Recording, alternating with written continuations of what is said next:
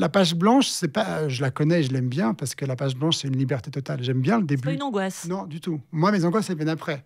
Elles viennent une fois que je commence à entrer dans un récit, dans un livre, dans un texte, dans une histoire, et que je me rends compte que ça marche pas, qu'il y a trop d'idées, qu'il y a trop de personnages, ou que ça fonctionne pas, ça peut être trop ou pas assez, qu'il manque quelque chose. C'est là où je commence à avoir des vrais ennuis, des vrais soucis, à me rendre compte que c'est pas bon, que ça va pas, que je me décourage.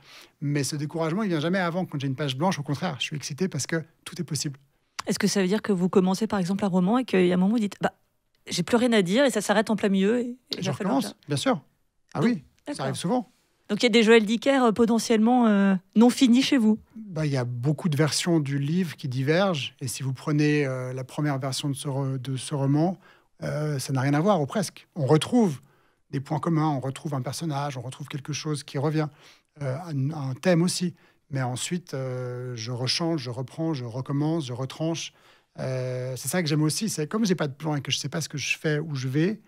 Dès que j'enlève ou dès que je retranche ou que je coupe, ça veut dire que je comprends où je vais pas. C'est déjà une première étape de clarification de ce que j'aimerais faire.